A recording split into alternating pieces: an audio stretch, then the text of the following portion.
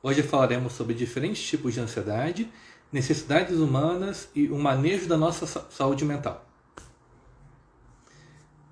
Estou muito feliz de estarmos juntos hoje à noite. Muito feliz de vocês estarem aqui. Estou muito alegre de ver as pessoas chegando. Boa noite para todo mundo. Boa quinta-feira. Esse aqui é o nosso projeto de bate-papo todas as quintas-feiras. É muito legal ver as trocas de vocês pré-live. É muito legal ver as participações nos stories. É muito legal ver a interação que a gente está tendo. E está me dando muita satisfação. Tá toda quinta-feira aqui com vocês discutindo alguma coisa. Legal que os vídeos têm chegado a mais e mais pessoas. Nós estamos conseguindo ter um alcance muito bom. E tem feito a diferença para as pessoas que têm assistido. Isso que é o mais importante. Mesmo que a gente às vezes tenha temas difíceis, mas as discussões têm sido muito positivas. E tem afetado, principalmente para onde a gente tem acesso, que é os nossos pacientes na clínica, tem feito um efeito muito bacana sobre eles. Então, muito obrigado por vocês estarem passando parte da noite de vocês aqui. Muito obrigado por estar participando dessa conversa. A gente pode conversar sobre várias e várias coisas sobre a ansiedade. Eu tive uma ideia de fazer um pouquinho mais focado para que a gente possa trabalhar menos temas com mais qualidade e a gente pode voltar nesses temas sobre a ansiedade depois, sem pressa, tratar com calma, dividir com vocês. Então, estou muito animado, muito feliz de vocês estarem entrando aqui. Oi Luísa, oi Karen, oi Rafael. Boa noite a todos vocês. Muito bom ver vocês aqui.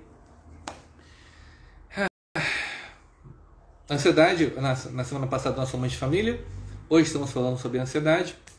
E é um daqueles temas que eu acho que todo mundo tem um pouquinho de experiência com o assunto. Todo mundo vive a ansiedade em diferentes esferas, diferentes contextos, diferentes pesos. E eu acho que é uma discussão muito boa no que a gente vai trazer, porque falaremos sobre o quê?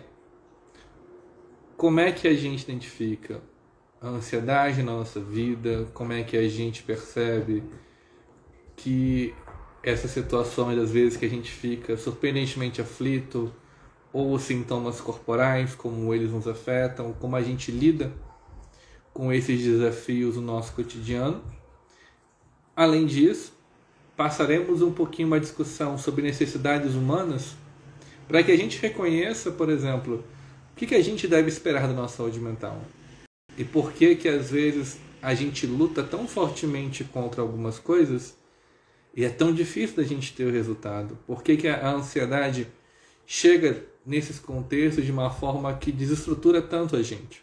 Por que isso atinge tão fortemente nossa saúde mental? E um pouco sobre o manejo da saúde mental, porque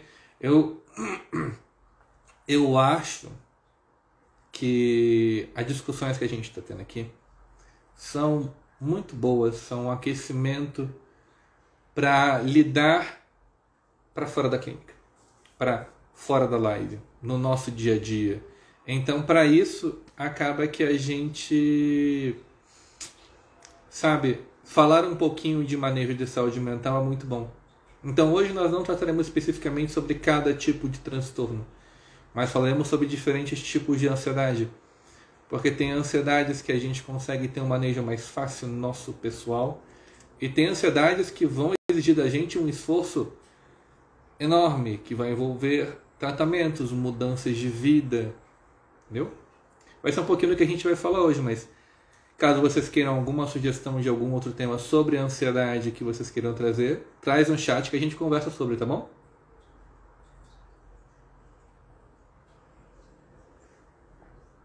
Em Brasília tem feito muito frio, está sendo muito gostosinho. Esse período eu gosto um bocado. E percebo que para muitas pessoas esse é um período naturalmente um pouco mais difícil.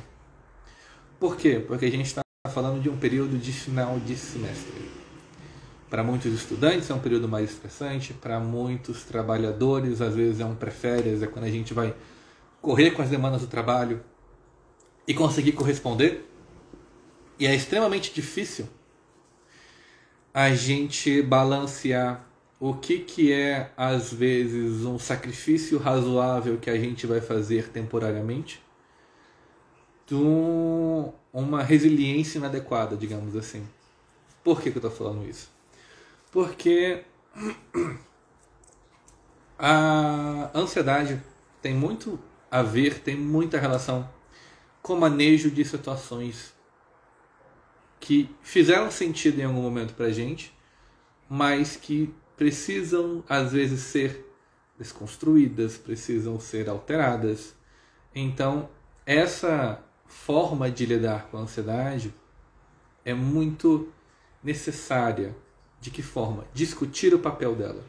Discutir por que isso está me afetando, por que a gente está angustiado com uma coisa que às vezes precisaria de mudança. Às vezes leve, às vezes pesada, às vezes intensa. Depende muito do que a gente está tratando. E não, por que nós fizemos uma postagem essa semana sobre a ansiedade pode ser nossa amiga? Porque a ansiedade tem a ver com nossas emoções. E as nossas emoções muitas vezes têm uma característica de termômetro da nossa saúde mental. A gente está chateado? A gente está estressado? Qual é os efeitos dos estresses na gente? O que acontece quando a gente está ansioso? O que acontece quando a gente está, às vezes, excessivamente nervoso, excessivamente preocupado? Perceber isso é muito importante, porque a gente começa a perceber aonde a gente tem que influenciar, aonde a gente tem que fazer alguma coisa. Oi, André. Oi, Lígia. Boa noite. Muito bom vocês aqui. Estamos falando sobre diferentes tipos de ansiedade. E quais são os diferentes tipos de ansiedade que nós estamos falando? Na prática, eu colocaria da seguinte forma. Às vezes nós temos medos em situações específicas. Por exemplo, nós temos medo de encontrar com pessoas em lugares abertos, em lugares fechados. Nós temos dificuldade de andar em ônibus, de avião, elevador. E às vezes nós temos tensões relativas a trabalho, às vezes nós temos tensões relativas a ambientes novos. Tudo isso influencia nossa ansiedade. O que sempre influencia é a nossa percepção, a nossa adaptação ao contexto que a gente está inserido. Existe uma ideia na psicologia, principalmente nos humanistas, que é a congruência entre o que a gente acredita que a gente deve fazer, a nossa vontade. Tipo, eu acho que o certo a fazer é isso, a minha vontade de fazer é essa, mas vou acabar fazendo aquilo. Quanto mais essas ideias sobre nós aparecem, essas inadequações entre as nossas crenças, as nossas ações, entre como isso tem nos afetado, gera um desconforto muito grande, gera uma dificuldade enorme, às vezes, da gente conseguir manejar isso. Então, o comentário da Luísa sobre a ansiedade incapacitante, difícil ver como nossa amiga. Mas se você ver a ansiedade como um termômetro do que está acontecendo com você, ela pode ser o sintoma inicial de algo que a gente devia estar tratando, algo que a gente devia estar fazendo.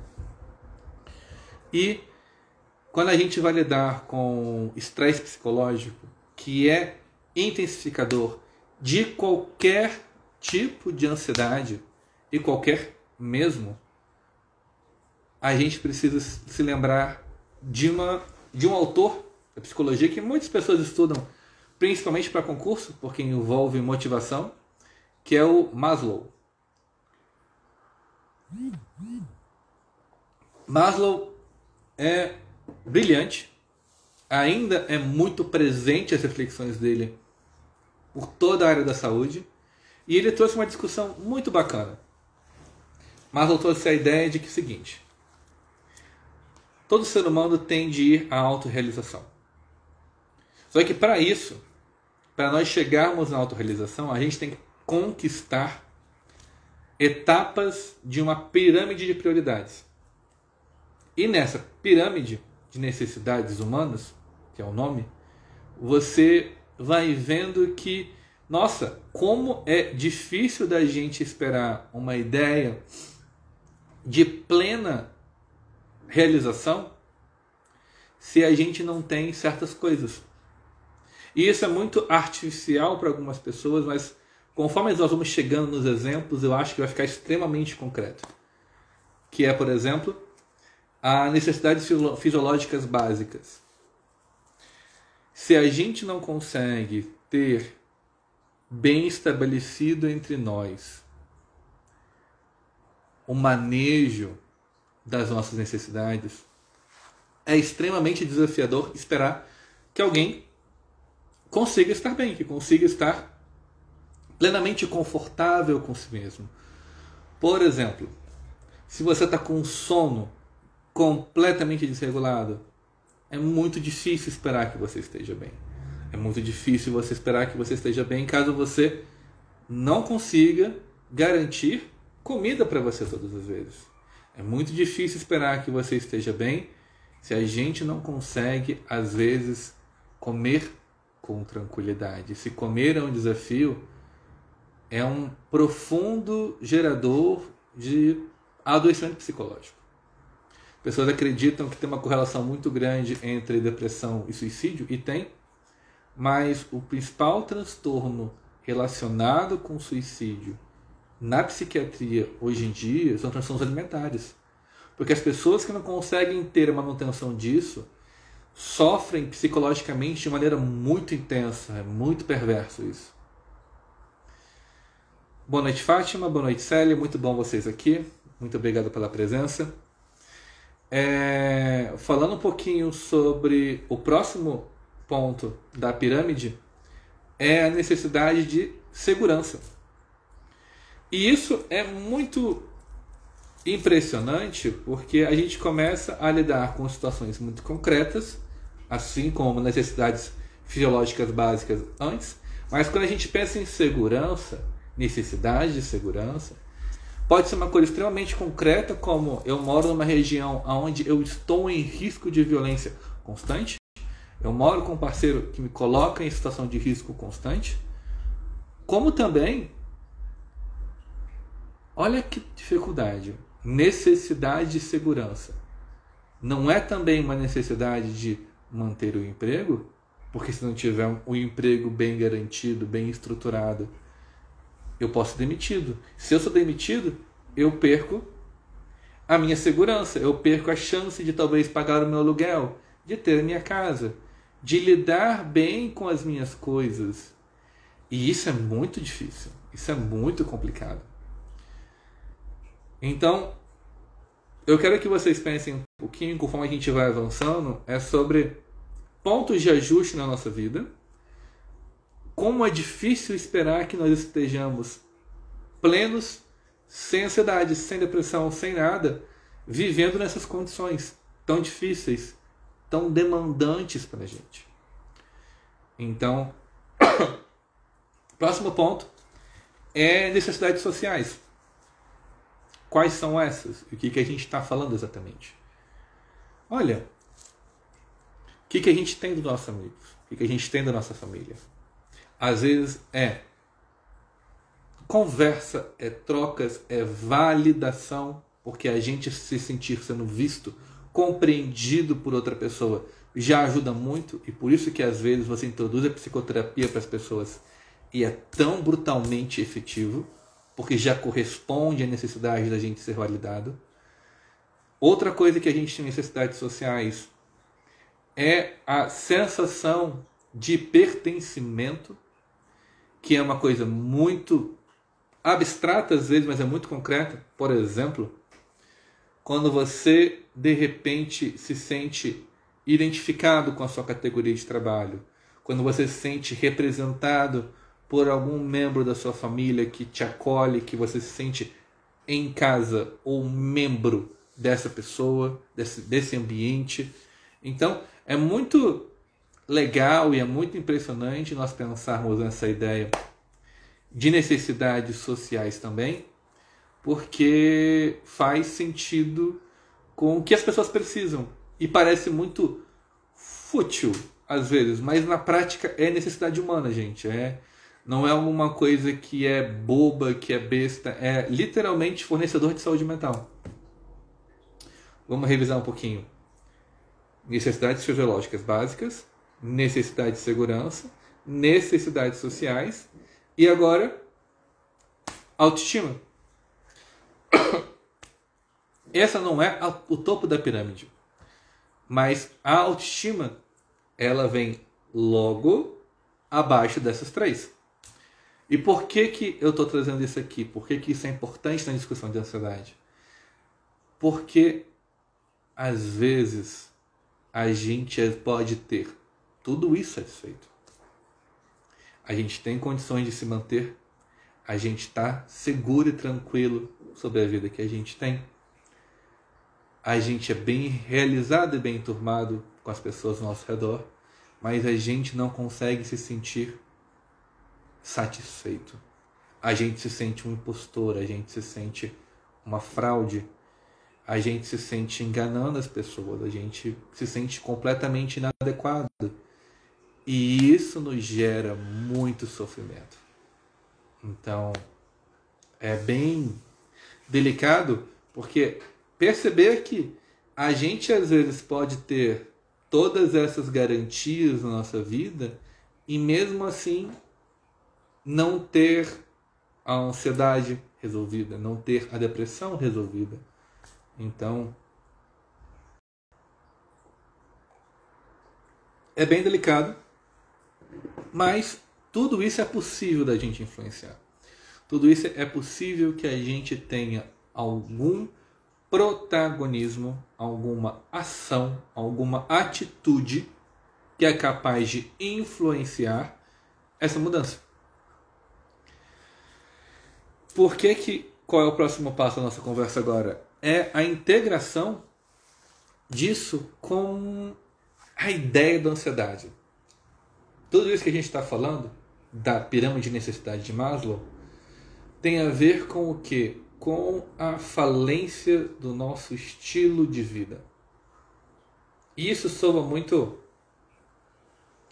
conceito, mas eu vi isso num fórum de transtorno bipolar, falando sobre contextos de crise. Essa foi a definição que o psiquiatra deu, e ela é muito interessante, ela é muito boa, porque a gente adoece porque a vida muda, as nossas coisas se transformam, as nossas vidas fazem sentido em algum momento e de repente não faz, e de repente a circunstância se altera, a gente se começa a sentir os efeitos disso e às vezes a gente perde o sentido das coisas. Às vezes a gente começa a adoecer por algo que está fora do nosso espectro, fora do nosso alcance. Como eu disse mais cedo, poxa, o risco de perder o emprego deixa muita gente seguro. Não ter o emprego deixa muita gente seguro. O emprego que adoece e a gente depende dele financeiramente nos deixa muito mal. E é muito difícil a gente estar em situações de que, poxa, não há nada que eu possa fazer sobre isso. Sim, às vezes a solução não está na nossa mão. Mas o interessante da ansiedade, diretamente, é que existe uma ideia, algumas ideias que eu vou trazer aqui agora, que falam muito sobre manejo de saúde mental, que falam muito sobre como é que a gente interfere positivamente nas nossas coisas. Existe uma questão que é a sensação de dever cumprido, que é quando você está fazendo uma coisa, você está lutando contra algo e você talvez não tenha resolvido. Mas claramente você afetou positivamente a questão. Claramente você está conseguindo ter alguma efetividade naquilo. Por exemplo, a gente está procurando emprego. Mandamos currículos. Ser chamado para uma entrevista não resolve seu problema. Mas dá uma sensação muito bacana de que, poxa, a gente está tentando, está tendo resultado, olha só, já tem a oportunidade de uma entrevista. Se a gente não for aprovado na entrevista, vamos ficar chateados? Vamos, mas a gente se sente um pouco mais forte para tentar de novo. Se a gente está com uma dificuldade de trabalho e a gente consegue buscar um outro, já é uma coisa que mobiliza muito positivamente a gente. Se nós estamos, às vezes, por exemplo, tendo uma situação de ansiedade relativa à própria situação, você ir em direção a um ponto que vai para o seu crescimento, naturalmente vai gerar uma menor ansiedade. Naturalmente vai te fazer muito bem. Outro ponto que é muito bacana a gente tocar é a ideia de autocompaixão. Soa muito paz e amor, mas vamos lá. Gente, se sentir culpado, se sentir inadequado sobre alguma questão, não vai resolver a questão. O que a gente precisa fazer é uma reflexão honesta sobre o que está acontecendo. 2 exemplos. Um exemplo é, você pega um homem que está nervoso, está preocupado, chega na psicoterapia e fala, putz, eu não posso estar gostando de tal pessoa, eu estou num relacionamento com alguém, eu não posso interessar em outra pessoa. E, gente, lutar contra sentimentos e emoções é um negócio muito complicado. Porque a gente não consegue, psicologicamente falando, lutar contra uma ideia que é abstrata. Lutar contra uma ideia que a gente não se sente capaz de entrar em contato. Então, às vezes a gente, isso está acontecendo comigo. Isso pode estar acontecendo comigo. O que eu posso fazer a respeito? Eu posso, por exemplo, neste caso, escolher começar uma nova vida com essa pessoa. Eu posso decidir me afastar dessa pessoa. Eu posso me reaproximar da minha parceira. Existem tantas possibilidades que a gente pode fazer do que negar a existência disso no nosso psicológico e ser vítima da ação que a gente não tomou, que é muito difícil. É extremamente delicado a gente ficar não lidando com as coisas como são. Isso soa muito cruel, soa muito pesado, parece que a gente está fugindo da verdade, mas na verdade é o papo que a gente teve sobre autocuidado 2 semanas atrás, é nós estarmos vigilantes sobre a nossa cabeça, nós estarmos vigilantes sobre como é que estão nossas emoções. E neste ponto a ansiedade é uma extrema aliada. Se a gente está ansioso, se a gente está preocupado, isso importa. Isso é importante e a gente precisa ter a noção disso, como a gente precisa talvez agir em alguma coisa. A gente já falou um pouquinho mais cedo sobre Maslow, a gente já falou um pouquinho sobre a ansiedade como falência do estilo de vida. Passamos por autocompaixão agora e estamos indo para os nossos limites. Porque a gente também tem, e é importante respeitar.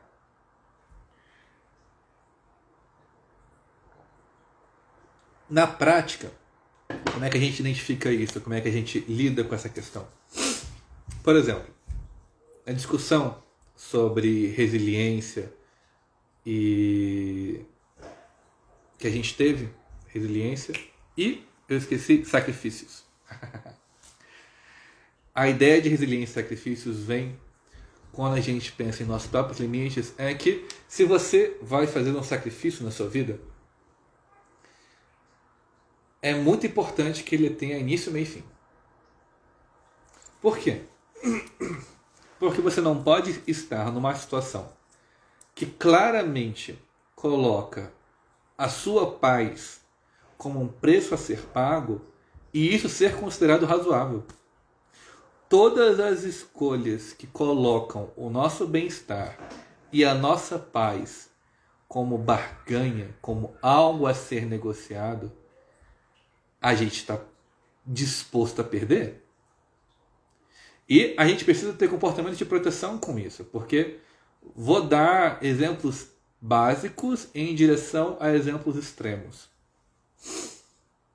Estou disposto a virar um madrugada trabalhando, eu estou disposto a, quem sabe, trabalhar no final de semana, eu estou disposto a gastar um pouco mais com isso, eu estou disposto a, quem sabe, não encontrar mais direito com a minha família dos finais de semana, não estou disposto mais a... E a gente vai somando coisas que quando a gente para ver, tudo isso existia na sua vida por algum motivo. Tudo isso existia no nosso cotidiano e de repente não tem. E a gente não se acostuma de uma hora com a outra com as coisas. A gente se acostuma com as coisas, uma base de progressão. E se a gente coloca numa situação claramente de mal-estar, poxa, é tão injusto que a gente tenha esse mal-estar de uma forma engessada, duradoura, com um novo estilo de vida. É muito difícil a gente lidar bem com algo que chegou para ser temporário. Então, vem a ideia de ver nossos próprios limites, porque as pessoas às vezes confundem a ideia de eficiência, sabe? De eficácia, eficiência. Porque as pessoas acham que eu vou trabalhar 10 horas e elas acham que vão ter rendimento de 10 horas de trabalho. Elas acham que se elas estarem olhando para o fogão, vai cozinhar mais rápido. Elas acham coisas que às vezes claramente não fazem sentido. E descansar importa. Então, pegar uma carga de trabalho enorme importa. Chefes não cobrarem metas de rendimento absurdas e abstratas importa. Porque parte disso, galera, é a prisão que a gente é posto e parte a prisão que a gente se coloca. Porque tem coisas que não vão estar no nosso controle. Tem coisas que claramente acontecem com a gente. Poxa, alguém faleceu. Poxa, o carro quebrou. Poxa, a pandemia começou. É muito delicado. É muito difícil colocar nas pessoas a responsabilidade de seja feliz, dê certo, seja bem resolvido, num contexto aonde a nossa saúde mental tem sido constantemente testada, tem sido constantemente prejudicada por coisas que não dependem de nós. Por exemplo, pandemia, por exemplo, crise econômica. Então, eu sinto que a gente precisa ter um pouco de condições de nos perdoarmos por não estarmos ótimos, nos perdoarmos por não estarmos bem sempre. Então, pegue um tempo para você. Pegue um espaço para que você possa lidar com suas coisas. Nos nossos stories a gente teve pesquisas com os nossos seguidores muito bacanas. E nessas pesquisas eles comentaram muito sobre a necessidade de descansar, sobre as coisas que eles têm que atingir. E caramba, tá tudo relacionado com a necessidade nossa de se sentir bem, a necessidade da gente de se sentir seguro, protegido, da necessidade que nós temos de encontrar sentido nas coisas de uma maneira positiva. Então, é muito delicado, delicado demais. Fora as violências que a gente passa, fora as vezes que a gente está convivendo no ambiente de trabalho onde o estresse é contagioso. Oi, mamãe. Boa noite. É muito difícil de nós lidarmos com essa questão do manejo desse tipo de sofrimento. Então, o sacrifício, seja qual for, não precisa ter um fim. Mas tem situações que não vemos saída óbvia. Perfeito, Luísa. Sim. E não ter solução, às vezes, gera na gente comportamentos de compensação. Por exemplo, quem nunca teve ansiedade e matou o doce de leite, matou o chocolate? Quem nunca teve ansiedade e estourou o cartão de crédito? Quem nunca teve ansiedade e fez coisas estúpidas, temporariamente? Estúpidas ao olhar da pessoa, ao julgamento de si mesmo, que a gente se arrepende. E isso tudo é a gente tentando dar conta de algo que não cabe na gente. Ok, Danilo, legal, bacana, mas como é que a gente faz para encontrar paz? Ótimo. Criação de novos hábitos, ver o que a gente precisa estar em foco e ver o que a gente tem flexibilidade. Por exemplo, não vou conseguir sair do meu emprego. Meu emprego me adoece, mas eu preciso muito dele. Ok, temos... Só um momento.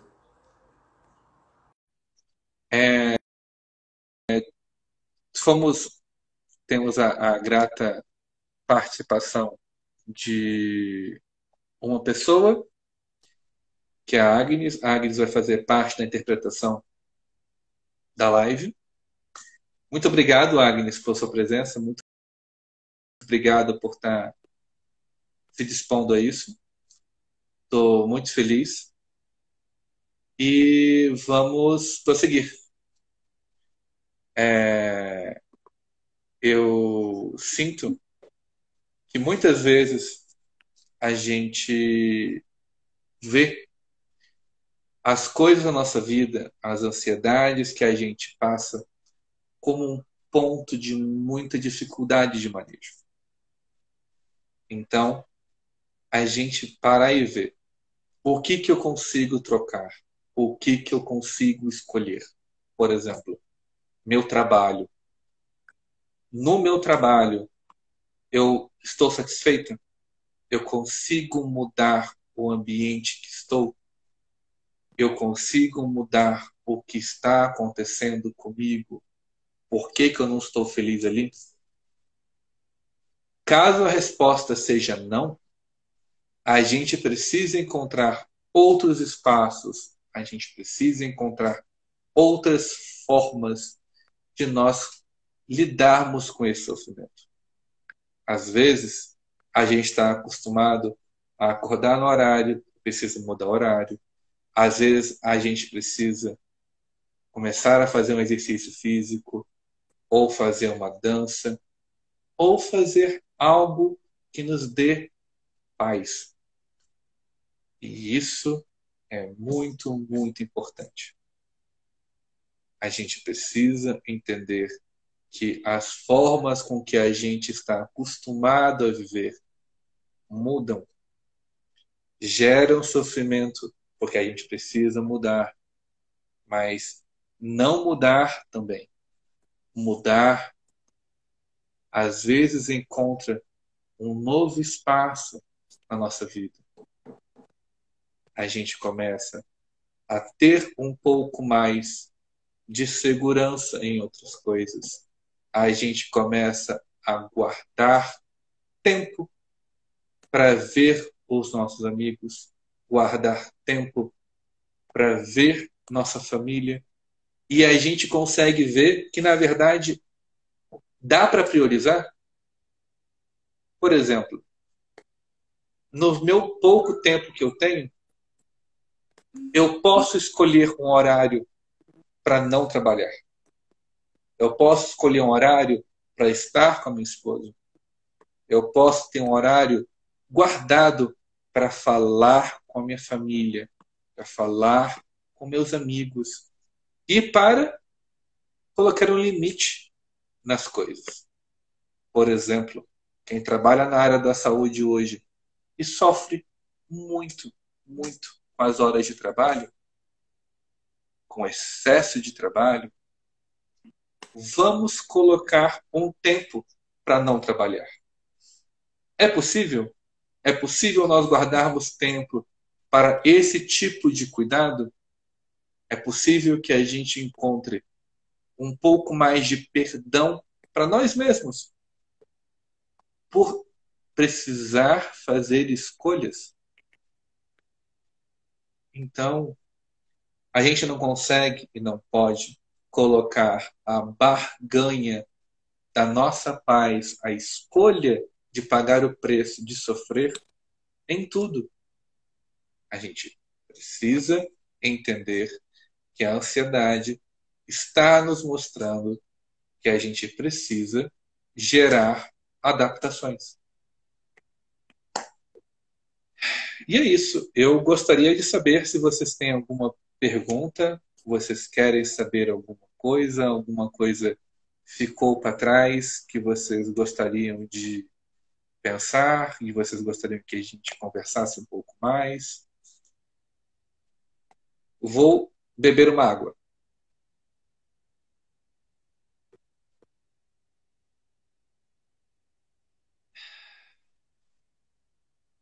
Obrigado, Agnes. Nada.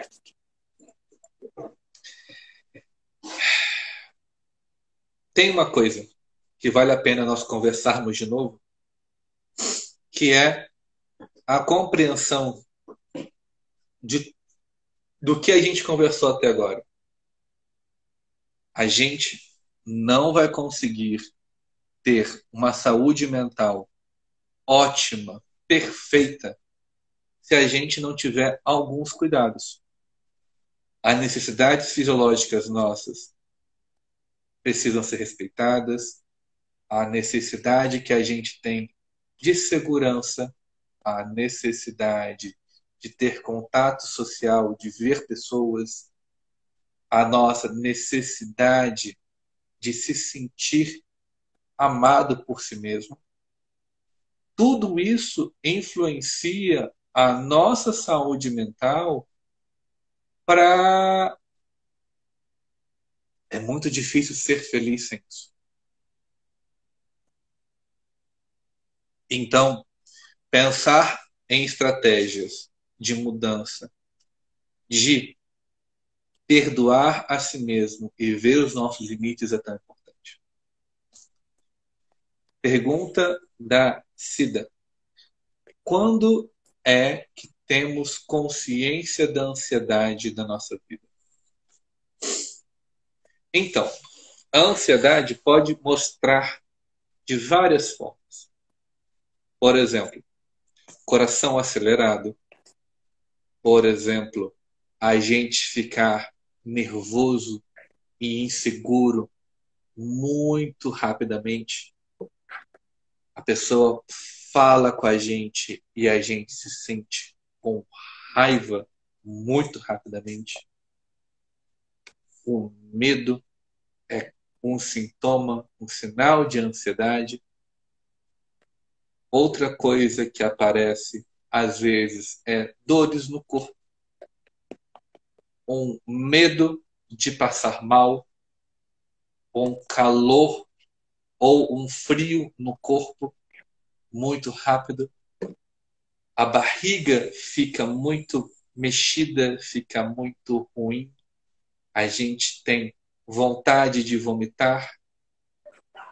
E Tudo isso são traços, sinais de ansiedade. Então, mais cedo, a Luísa fez uma pergunta ótima aqui, que é como a ansiedade pode influenciar a nossa percepção das coisas. Dá um exemplo.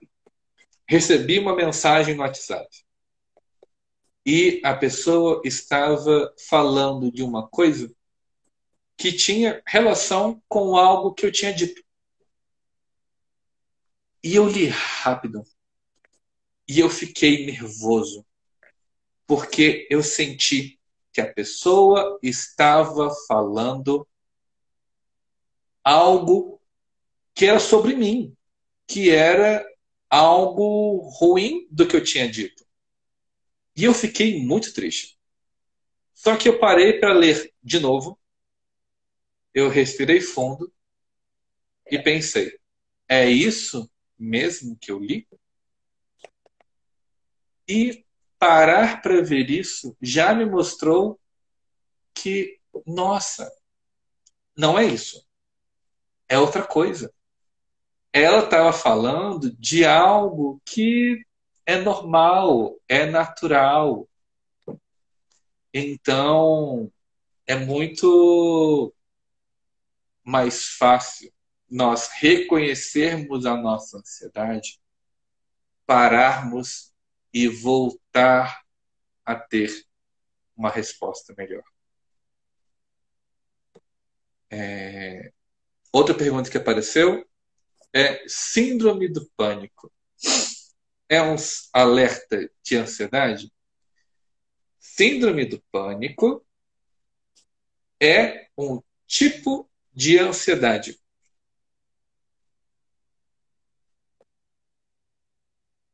A ansiedade do pânico mostra uma coisa que é um tipo de ansiedade forte.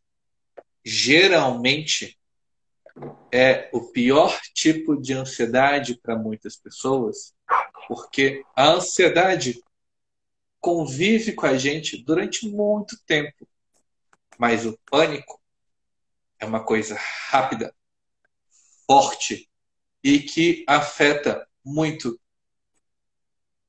o nosso medo de estar onde a gente está, dá um medo da gente morrer, dá uma vontade de vomitar muito grande, dá um desconforto na barriga muito grande, dá coração acelerado, tudo isso de uma maneira muito forte, muito rápida.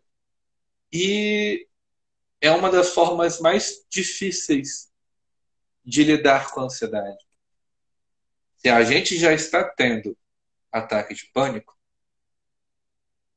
é muito importante que a gente procure ajuda psicológica, psiquiátrica e que a gente consiga parar para cuidar da saúde. Porque é um tipo de sofrimento muito difícil.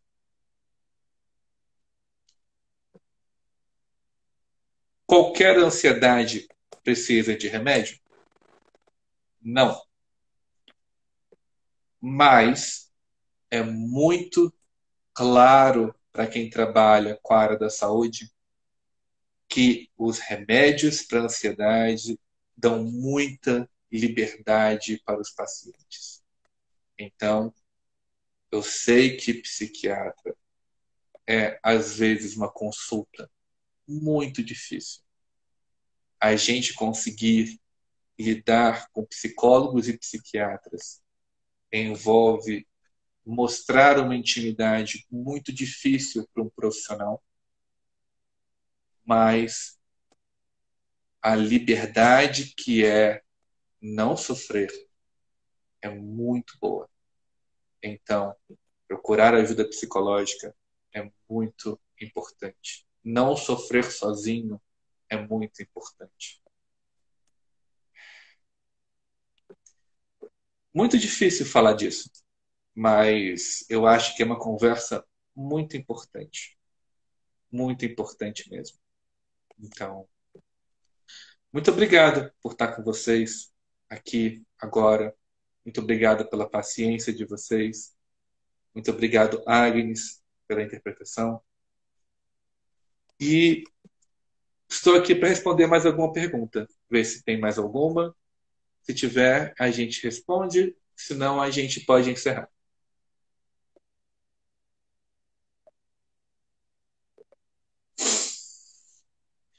Toda quinta-feira a gente está aqui.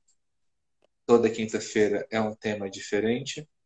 Vocês podem mandar para a gente respostas e, e fazer perguntas e sugerir temas para as lives. Então, o que eu posso fazer na hora de uma crise de ansiedade? Ok. Antes de começar a crise mais séria, sinta-se seguro. Senta, coloca a coluna protegida, reta e técnica. A gente vai respirar fundo, guardar a respiração e soltar com calma. Isso é muito importante, porque a gente vai estar freando a nossa ansiedade com a respiração. Fazer isso e repetir é muito importante, porque ajuda a gente conseguir, às vezes, espaço para respirar, para poder ficar sozinho, para poder se sentir calmo. É muito bacana, é muito importante.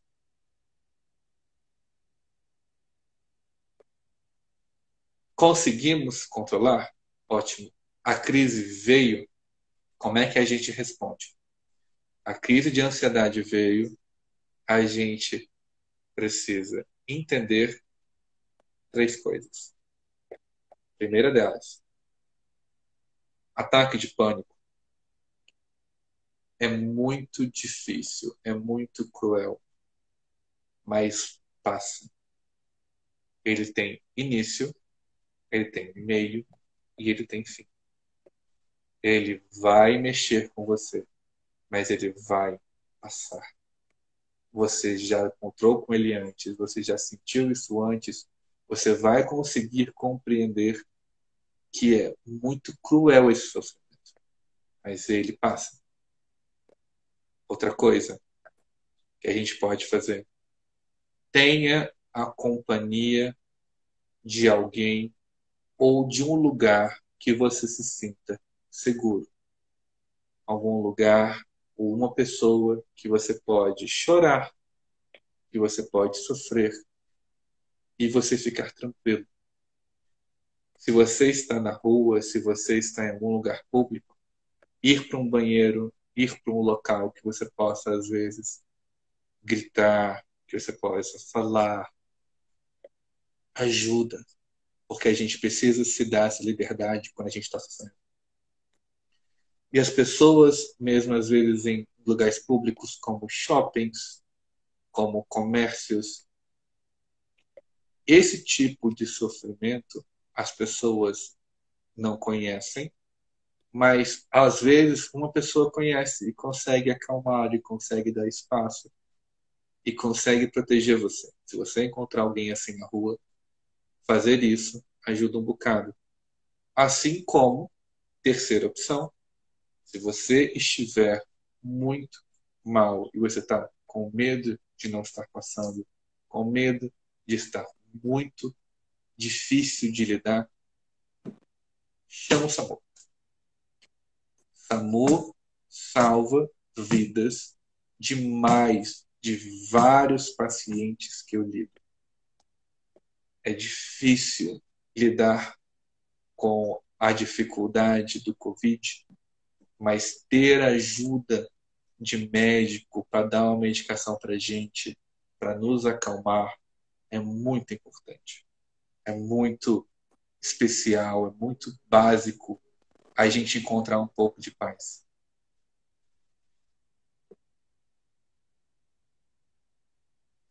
Sim. Eu li um comentário aqui agora de que, às vezes, para uma pessoa que é surda e não tem uma comunicação bem estabelecida, é um sentimento de isolamento muito grande. E não ser completamente bem entendido, não ser, às vezes, visto pela família, gera uma dificuldade muito grande para lidar com as coisas. Então, lidar com o sofrimento de uma pessoa que não tem pleno acesso aos ambientes, que não tem pleno acesso à saúde, é muito complicado. Sou muito, eu torço muito para que o surdo consiga ir num posto de saúde, buscar a própria medicação e ter controle sobre isso. Mas a central de intérpretes ajuda muito, a profissão do intérprete ajuda muito, mas eu quero muito que profissionais da saúde saibam Libras para que o surdo não dependa de ninguém para ter acesso a isso.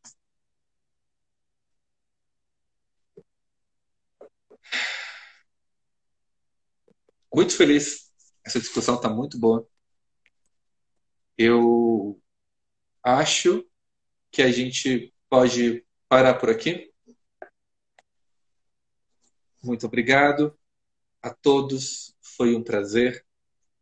Quinta-feira a gente se encontra de novo. Muito obrigado aos psicólogos da clínica pela ajuda que eu tenho no meu trabalho. Muito obrigado às pessoas que assistiram. E muito obrigado a Agnes pela interpretação. Muito obrigado mesmo. Boa noite.